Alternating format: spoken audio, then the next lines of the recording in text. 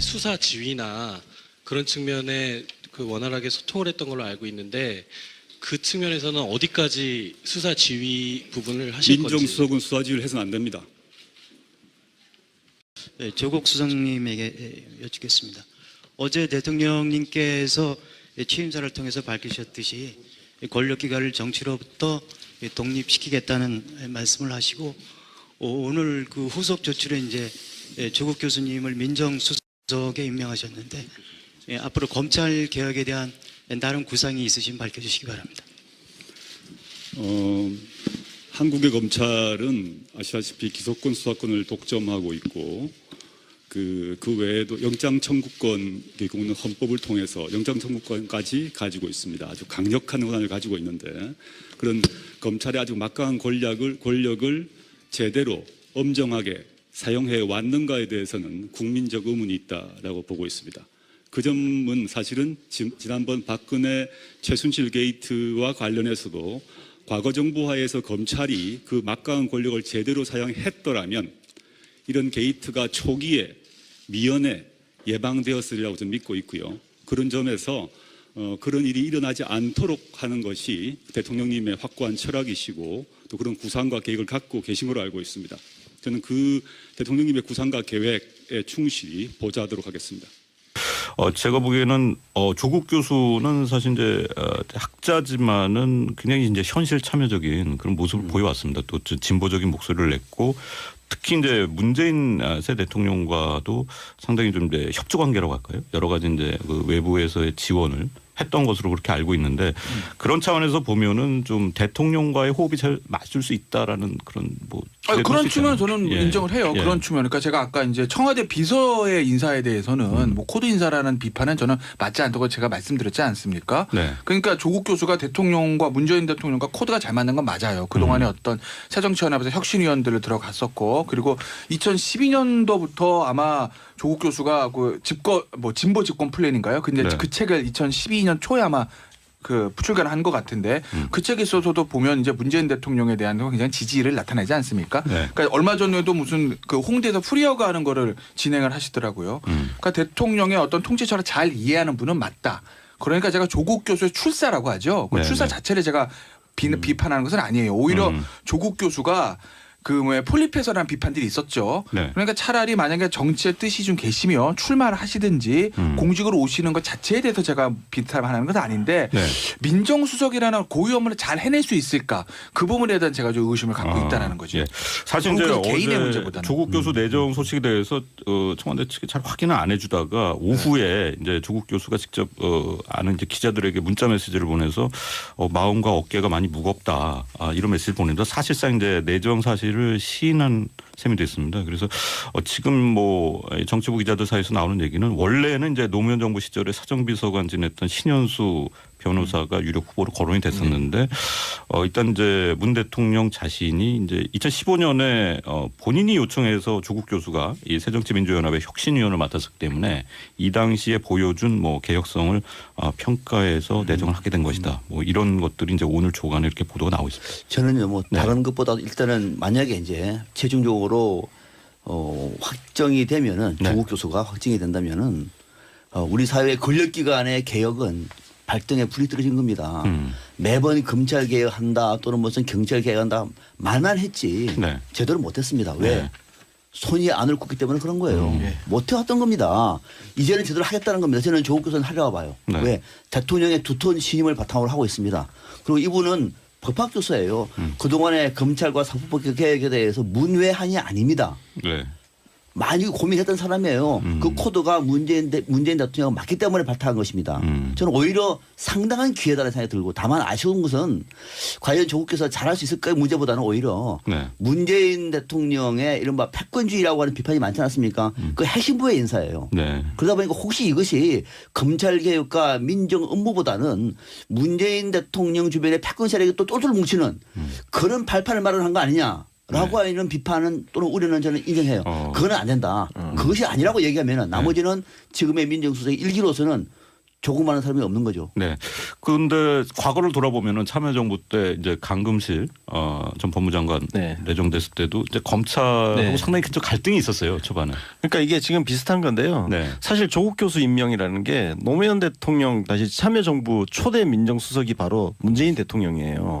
그때 문재인 대통령도 비검찰 출신의 변호사, 그러니까 조국 교수하고 차이점은 법조인이냐 아니냐 그 차이점만 있을 뿐이지 네. 검찰 출신이 아니라는 것은 공통점이 있는 거예요. 그리고 그 당시 그 강금실 법무부 장관 임명하고 또 지금 비슷한 그런 케이스라면 케이스인데 네. 그런 측면에서는 지금 그 뭐 법무부 장관 인선에서도 조금 참조할 만할 뭐 힌트가 있을 것 같아요. 근데 네. 일단 우리나라 언론은 뭐 모든 가능성을 이제 지적을 하기 때문에 사실 그동안 조국 교수가 이게 현실 정치에 참여하는 거에 대해서는 굉장히 이제 거부감을 보였었기 때문에 이번에 청와대 제안을 또 받아들인 이유가 뭔가라는 점도 의문이지만은 앞서 이제 권평론가 말씀하신 대로 문재인 대통령이 과거에 맡았던 자리가 이제 민정수석이거든요. 그래서 네.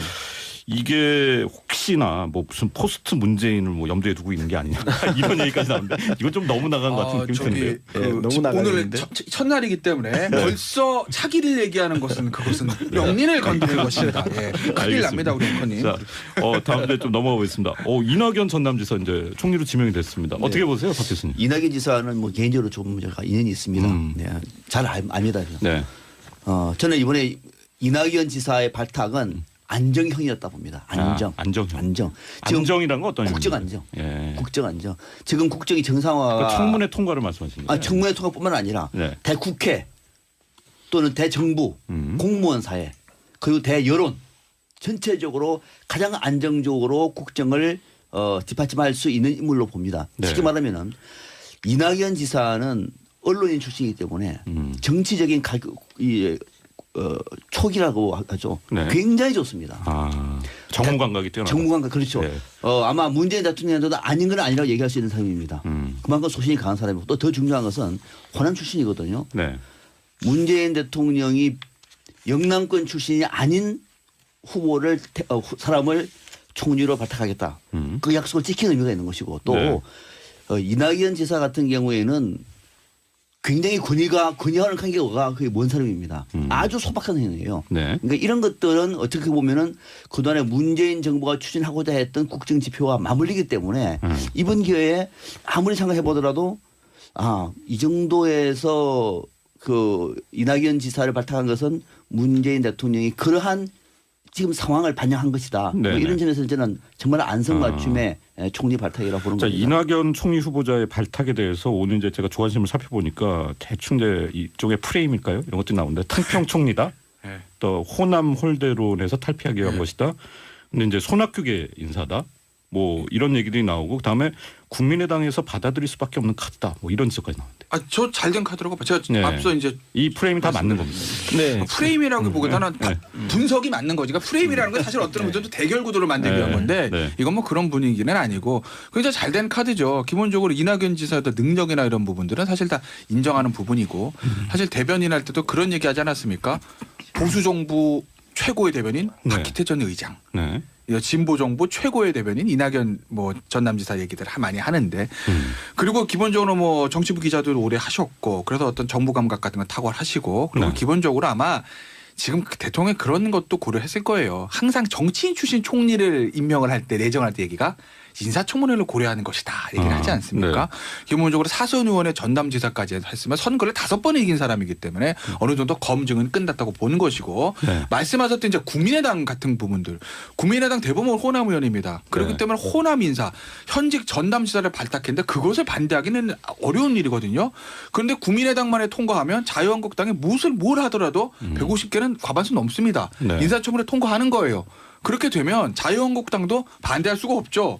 어차피 통과됐고 굳이 반대도 뭐 하겠습니까? 그러니까 아마 스무스하게 첫 번째 조각으로는 넘어갈 것이다. 그리고 또 하나는 문재인 대통령에 대한 어떤 이제 반대 진영에서 비판이 이제 소통 잘 되겠느냐 그런 얘기를 많이 합니다. 네. 근데 어제는 굉장히 좋은 행보를 보였으나 기본적으로 지금 야당 쪽에서 대화 관계에 대해서 약간의 좀 걱정을 하고 있는데 이낙연 총리가 사실은 그 현직 의원을 하실 때도 네. 상대 당과의 어떤 관계가 제가 굉장히 좋았던 것으로 알고 있어요. 그렇기 때문에 총리가 기본적으로 정치권 출신의 야당과 하여튼 국민의당은 말할 것도 없으니와 바른정당과 자유한국당과도 관계가 저는 원활하다고 알고 있기 때문에 네. 그런 점을 감안하면 문재인 대통령이 뽑을 수 있는 카드 중에서 저는 가장 좋은 카드를 뽑았다고 봐요. 제가 두 가지만 보충을 좀 네. 드리면요.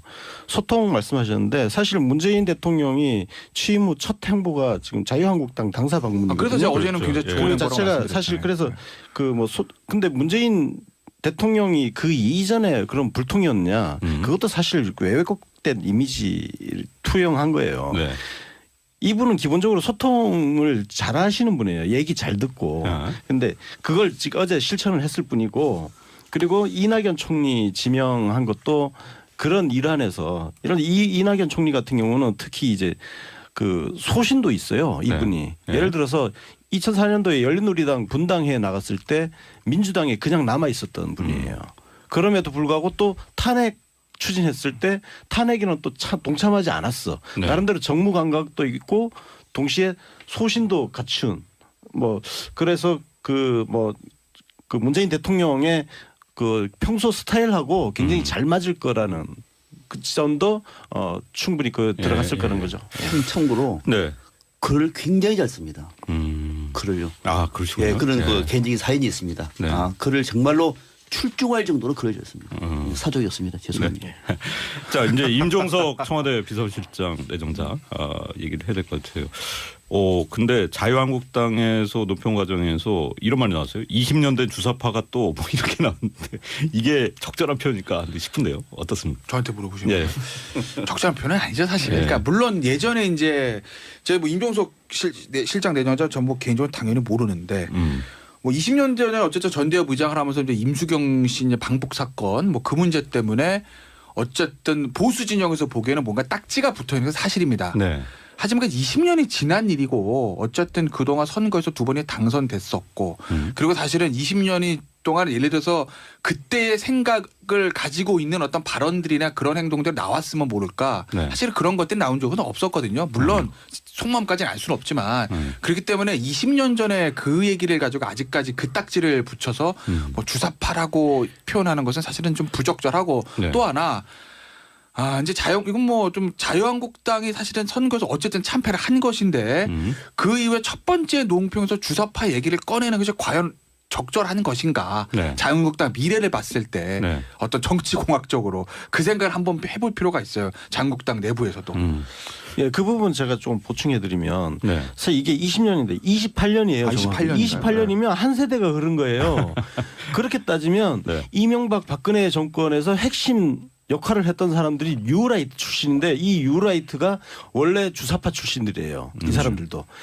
그냥 진짜 주사파 중에서도 가장 강력한 주사파 김용환 네. 씨부터 해서 예. 출신인데 그럼 그것도 그러면은 뭐 그 종북 세력들이 정권을 지배했다고 얘기해도 그럼 자유한국당은 어떻게 반박을 할 거예요? 저도 어제 굉장히 옛날 생각이 떠오르는데 제가 사실 이제 대학 학창 시절에 학교 신문 기자를 했었는데 그 당시에 이제 수배된 임종석 그 전대협 의장을 만나는 게 아주 숙제였어요. 그 특종 기사가 되기 때문에 그 참 옛날 생각이 나는. 그러니까 하나만 제가 그렇습니다. 추가로 말씀을 네. 드리면 이제 자유한국당 지금 뭐 의원들 듣고 계신지 모르겠는데 흩어진 그러니까 좀 지나간 얘기지만 어쨌든 탄핵 때 보수가 흩어지지 않았습니까?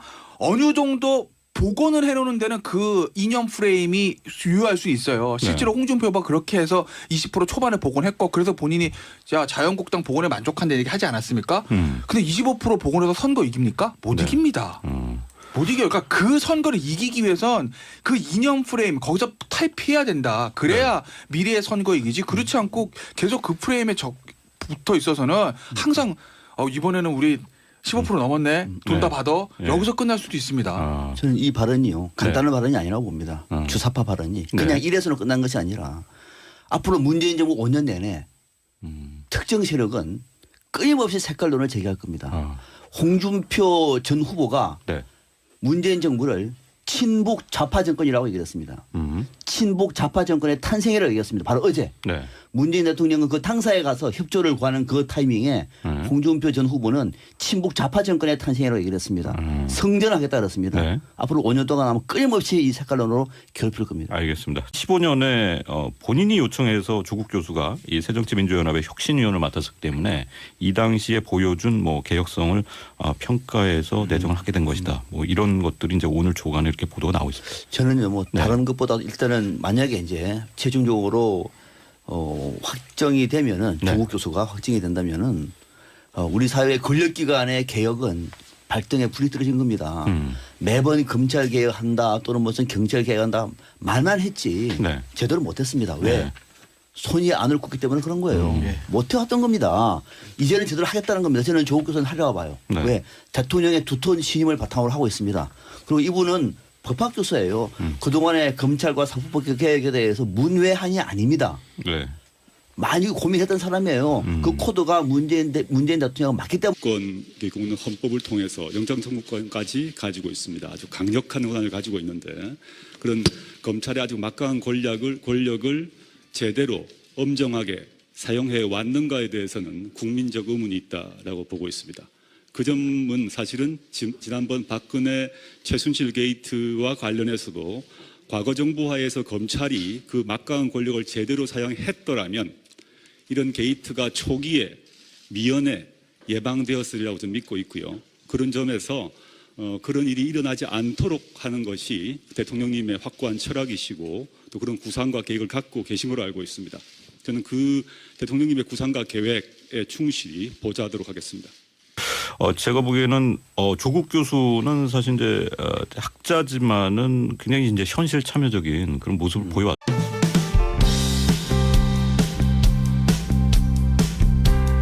이제 민정수석이 검찰의 수사 지휘나 그런 측면에 그 원활하게 소통을 했던 걸로 알고 있는데 그 측면에서는 어디까지 수사 지휘 부분을 하실 건지. 민정수석은 수사지휘를 해서는 안 됩니다. 네, 조국 수석님에게 여쭙겠습니다.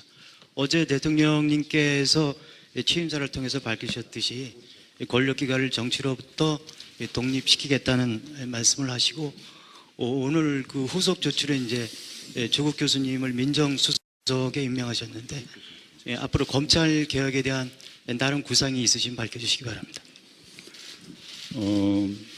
한국의 검찰은 아시다시피 기소권 수사권을 독점하고 있고 그 외에도 영장 청구 있습니다. 또 진보적인 목소리를 냈고 특히 이제 문재인 새 대통령과도 상당히 좀 이제 협조 관계라고 할까요? 여러 가지 이제 그 외부에서의 지원을 했던 것으로 그렇게 알고 있는데 그런 차원에서 보면은 좀 대통령과의 호흡이 잘 맞을 수 있다라는 그런 뭐 그런 측면 저는 예. 인정을 해요. 예. 그런 측면. 그러니까 제가 아까 이제 청와대 비서의 인사에 대해서는 뭐 코드 인사라는 비판은 저는 맞지 않다고 제가 말씀드렸지 않습니까? 네. 그러니까 조국 교수가 대통령과 문재인 대통령과 코드가 잘 맞는 건 맞아요. 그동안에 어떤 새정치연합에서 혁신위원들을 들어갔었고 그리고 2012년도부터 아마 조국 교수가 그 진보 집권 플랜인가요? 근데 네. 그 책을 2012년 초에 아마 그 출간한 것 같은데 그 책에 있어서도 보면 이제 문재인 대통령에 대한 굉장히 지지를 나타내지 않습니까? 네. 그러니까 얼마 전에도 무슨 그 홍대에서 프리어가 하는 거를 진행을 하시더라고요. 그러니까 대통령의 어떤 통치 철학을 잘 이해하는 분은 맞다.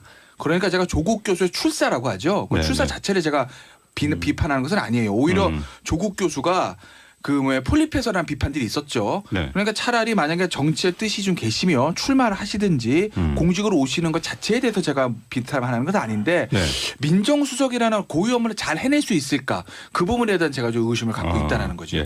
사실 이제 조국 교수 개인의 어제 문제보다는. 조국 교수 내정 소식에 대해서 청와대 측이 잘 확인을 안 해주다가 오후에 이제 조국 교수가 직접 아는 이제 기자들에게 문자 메시지를 보내서 마음과 어깨가 많이 무겁다 이런 메시지를 보내면서 사실상 이제 내정 사실을 시인한 셈이 됐습니다. 그래서 지금 뭐 정치부 기자들 사이에서 나오는 얘기는 원래는 이제 노무현 정부 시절에 사정비서관 지냈던 신현수 변호사가 유력 후보로 거론이 됐었는데 일단 이제 문 대통령 자신이 이제